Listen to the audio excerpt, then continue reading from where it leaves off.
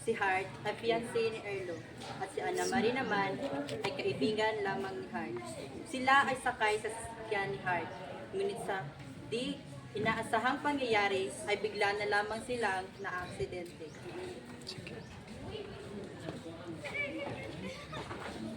Bakit naging pang sasakyan? Ano nangyayari? Wala yung pinang sasakyan. Ano? Paano na to? Hindi ko alam.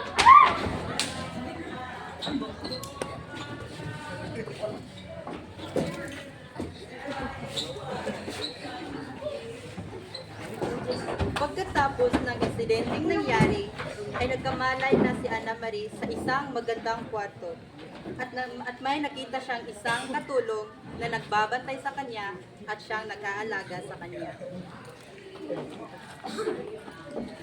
Dahan-dahan lang po kayo, ma'am. Nasaan ako? Huwag kayong mag-alala. Ligtas ka lang po. Halika, walang pagkakalang gamot.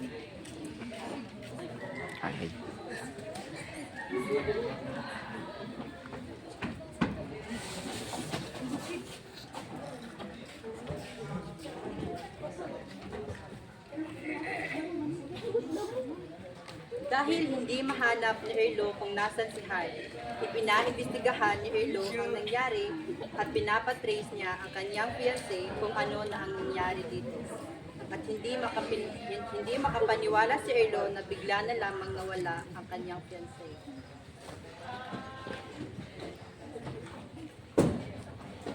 Sige, pumasok kayo.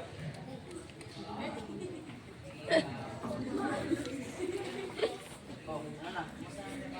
Sir, ito lang po yung nakita namin sa aksidenteng nangyari. Kaya ito lang kung ipinapahalat nila. Ana Marie?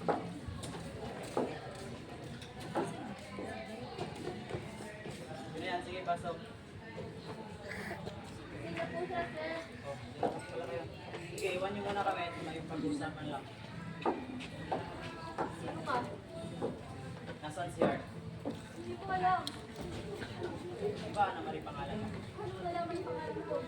Teka, sir. Kung ano man yung binabalak niyo sa akin, baka kaya nila lang po ako. Gusto ko na po umuwi. Umuwi? Yan ay kung may mauwian ka pa. Ano? Paano nangyari to? Papayag lang kung manatili ka dito sa bahay sa isang kondisyon. Pepermahan mo to.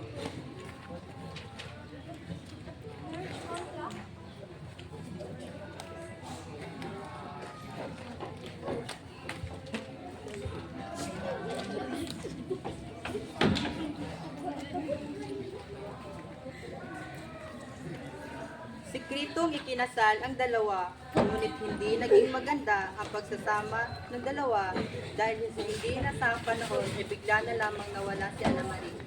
Dahil dito ay pinirmahanan ni Ana Marie ang marriage contract na siyang nagsisimbolo kung na siya ang magbabayad sa pagkawala ni Hart.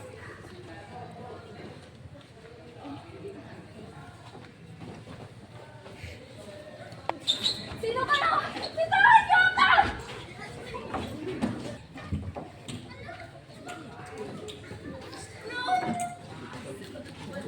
Excuse me, ma'am. Pwede po ba magtanong? Nakita niyo po ba ang babaeng ito? Naalala ko ang babae niya. Nakita ko siya nakarang linggo. May kasawang dalawang lalaki. Matandang babae. Ako na to. Baka yung lola ng dating fiancé ng boss natin. Sige, lola. Marami po salamat. Oh, sige.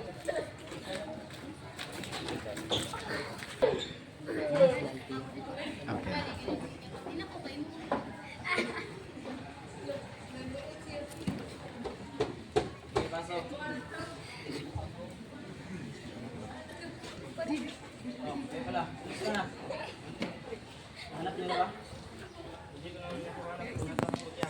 Pero sir, meron pong matandang babae na nagsasabing nakita po ang paano asawa mo. Dalawa ang lola. Babayin na yan. Hindi. Puntahan natin. Samahan niyo ako.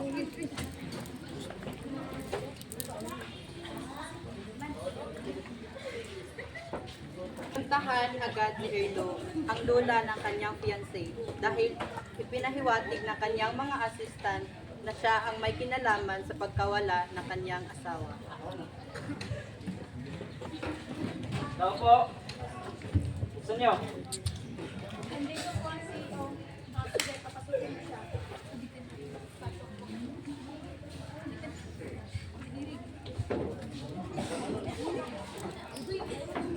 Nasaan si Ann? Wala akong alam sa sinabi mo. Anong wala? Sabi ng mga tauhan ko, kasama daw kayo ng nakarang araw. Erlo, mukhang di mo kilala ang sinakausap mo.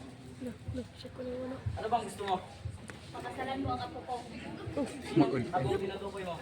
Kaya matagal na siyang patay. Diyan ka nagkakamali. Hala, nasa ko ng gusto. Kunin mo si Heart. Ano ibig mong sabihin? Ibig mong sabihin, buhay siya? Madam, andito na po siya. Heart? Surprise! Nagihat po nila. Sir. Mamulang ka lang po. Importante lang po yung sabihin. Ano ba yan? Hindi ka lang muna. Kapapit. Ano ba yan? Sir, ito lang po yung nakita namin.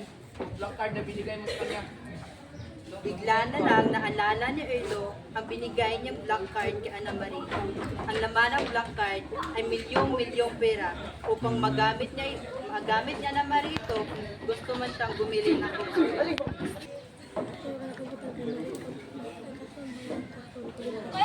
Huwag kang maingay. Buta na magagawin natin dito. Antayin lang natin ang sasabihin ni Madam. Tara. Hoy, huwag ka tumakbo. Habulin mo. Hoy, bumuli ka dito!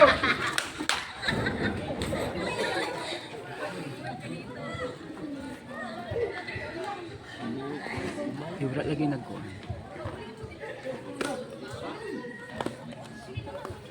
Naglaklak eh. Hoy, di ba yan mo?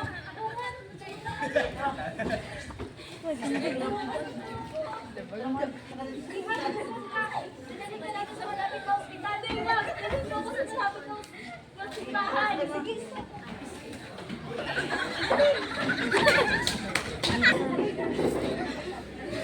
Makalipas ang ilang araw, sa di inasahang kaganapan ay ikinasal si Hart at Erlo dahil sa kagustuhan ng lula ni Hart. At sa dahil na hindi na niya mahanap si Ana Marie, ay napilitan na lamang siya ang kasal. Babae, tinatanggap mo ba ang lalaking ito upang makasama hanggang buhay, hanggang sa kamatayan? Yes, I do. Ikaw lalaki. Hintay ka lang kasal! Ha? Saan ka pumunta? Dapat may kasal tayo. Erlo, pagsisihan mo to. That's my order. Nangyari sa'yo? Tagal kitang hinahanap. Tama, magandang yan ang lahat. Pinikap niya ako at ikinulong. May kinalaman ka pala sa pagkawala niyan? Gusto ko lamang ikasal kayo ni Heart. Wala. Kulin niyo siya. Wag! Wag! Wag!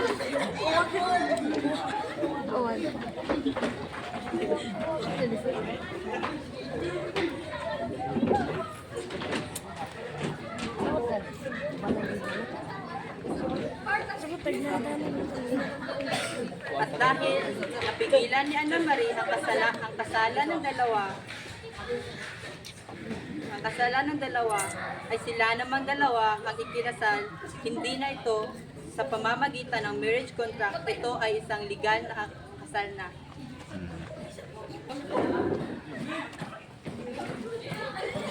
Ang bulak.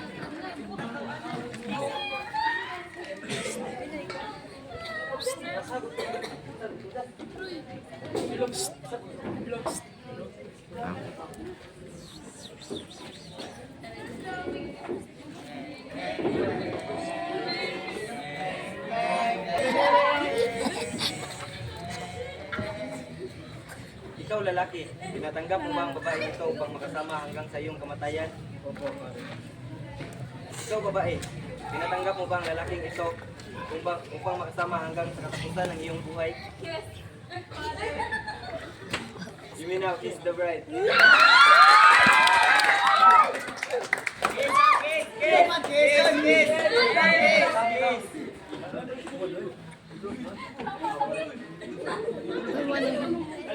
Kiss mo na. Kiss the bride. Grabe ka pare ay. At dahil 1, 2, 3. At dahil natapos na ang kasalan ng dalawa, sila ay namuhay ng masaya at sila ay nangangarap na magkaroon ng isang magandang pamilya. Amen.